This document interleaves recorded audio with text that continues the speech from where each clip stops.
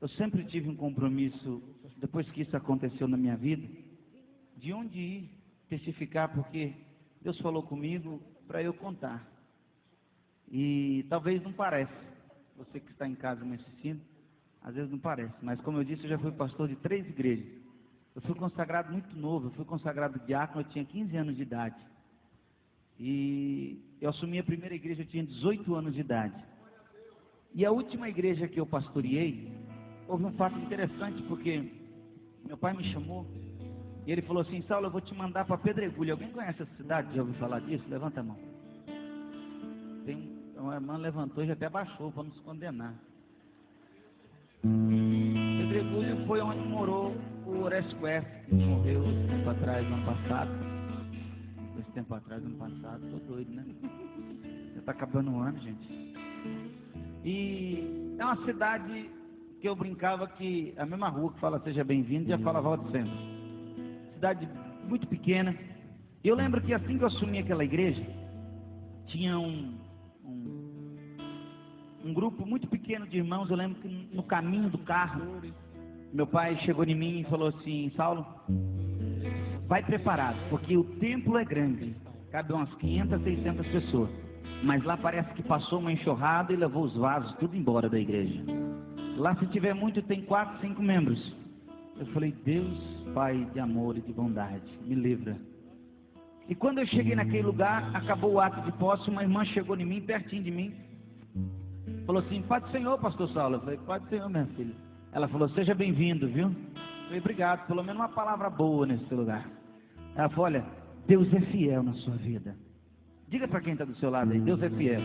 Se você estiver na sua casa com alguém, diga para quem está do seu lado: Deus é fiel na sua vida. E aí eu falei: obrigado, irmão. Mas eu comecei a perceber que todos os cultos essa mulher dizia: Deus é fiel. Pai do Senhor, irmão, Deus é fiel. Pai do Senhor, Deus é fiel, Deus é fiel, Deus é fiel.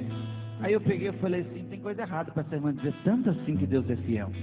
Aí um dia eu estava numa panificadora comprando uns pães ali, cidade pequena, quando de repente chega eu conversando com um homem da padaria, ateu, não acreditava em Deus por nada, eu tentando convencer esse homem, porque ele voou o gesso da igreja toda, e eu queria que ele fosse pelo menos lá para a gente fazer um culto de ação de graça, pelo que ele tinha feito pela igreja. E de repente ele chega e eu escuto uma voz atrás de mim: Pai do Senhor, pastor Saulo. Eu falei: meu Deus, parece que eu conheço essa voz. Quando eu olhei para trás, era a irmã Maria. Ô, irmã Maria, pode falar mais baixo, todo mundo sabe que você é o pastor da igreja. Ela falou: ei, pastor, Deus é fiel, hein? Eu falei: é verdade, Deus é fiel.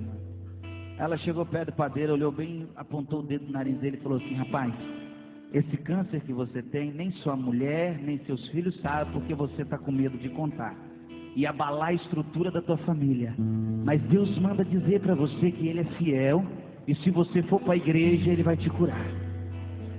Aí até eu bambiei as pernas. Eu falei: não é que essa mulher é de Deus mesmo?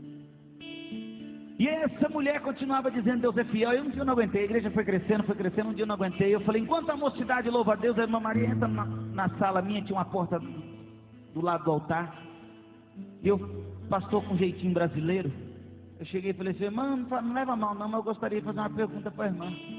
Ela falou: pastor, eu estou aqui para responder o que o senhor quiser, mas antes, Deus é fiel na sua vida, viu? Não é possível. Eu falei: irmã, mas justamente porque Deus é fiel, que eu queria falar com a irmã. Aconteceu alguma coisa de sobrenatural para a irmã dizer tanto assim que Deus é fiel? Eu estou curioso com isso. Ela falou: pastor, aconteceu, mas antes que eu conte para o senhor, é isso aí. Ela falou: pastor, quando eu casei, eu tinha um sonho muito grande de ter filhos. E assim que eu casei, eu descobri que eu não podia ter filhos. E durante 7 anos, sobe no monte, campanha de manhã, de tarde, de noite, de madrugada, e nada. E eu sempre dizia: Deus é fiel, Deus é fiel, Deus é fiel. E depois de 7 anos, no mês, eu senti algo diferente no meu corpo. Eu fui fazer o exame, eu constatei que eu estava grávida. Eu falei: ô irmã, me perdoa, pode dizer que Deus é fiel. Ela falou: não quis ouvir, vai ter que ouvir até o fim agora. Ela falou assim: minha filha nasceu, cresceu. Quando ela pegou uma idade de 9 para 10 anos, ela foi acometida de uma doença por nome de leucemia. Caiu todo o cabelo da minha filha. E os recursos que tinha em Pedregulho se limitaram. Levamos para Ribeirão Preto, que é um hospital das clínicas, perto de Pedregulho. E quando pensa que não, ela foi se definhando, foi piorando o quadro dela, e eu sempre dizendo, Deus é fiel. Diga mais uma vez para quem está do seu lado, por favor. Aí quando de repente um dia os médicos me chamaram e não teve solução. Falou, olha mãe, a gente estamos com um termo aqui para a senhora assinar. A sua filha só está viva porque ela está ligada sobre aparelho de oxigênio. Tudo que a medicina podia fazer já foi feito. Todos os medicamentos que damos para ela, o corpo rejeita, não aceita mais. Então entendemos que se desligarmos o aparelho, a tua filha vem a óbito. Então entendemos que se a senhora permitir, nós vamos deixar a sua filha descansar essa noite. Ela olhou para mim e falou, pastor, naquele momento eu peguei a caneta e olhei bem no olho daquele médico e começou a sair lágrimas dos meus olhos, e eu disse, doutor, a minha vida pode parecer com a de Jó. Deus pode dar e Deus também pode levar. Mas todavia Deus vai continuar sendo fiel na minha vida por toda a eternidade. A promessa dele já foi cumprida na minha vida. Ela falou que saiu dali e chorou a noite inteira na sua casa. No outro dia, bem de madrugada, foi lá buscar o corpo por volta de 5, 6 horas da manhã. Quando ela chegou na recepção do hospital, ela falou, vim buscar minha filha para fazer o funeral dela. Ela falou assim, qual é o nome dela? Deu o nome. Quando puxou no sistema, falou, olha mãe, calma que eu não tenho uma notícia boa para te dar. Ela falou, não, já sei, morreu, eu vim buscar. Ela falou, não, não é isso não. Essa noite, por volta das 0 horas, os médicos cuidavam do caso dela, desligaram todos os aparelhos do corpo dela, e depois de meia hora o médico cuidava do caso dela, estava de plantão, voltou para constatar o óbito dela, o corpo dela já não se encontrava naquele lugar. Não sabemos se pegaram, sair andando era quase impossível ela ter saído andando de lá.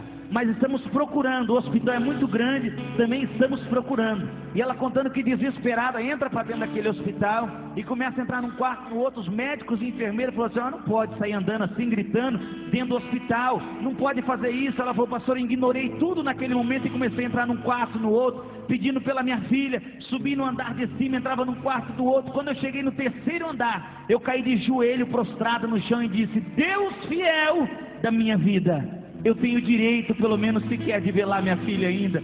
Pô, pastor, quando eu olhei para o meu lado direito, tinha uma porta que não estava aberta e nem fechada, a porta estava meio aberta, e eu vi uma perninha de uma criança que correu. Na hora eu falei, a perna da minha filha, tem uma mancha na batata da perna direita, só pode ser a perna da minha filha. Mas quando ela entrou dentro daquele quarto e viu a filha dela, sem cabelo, coradinha, brincando com 2 crianças naquele quarto, ela caiu de joelho novamente no chão, prostrada, e falou, minha filha, o que aconteceu com você?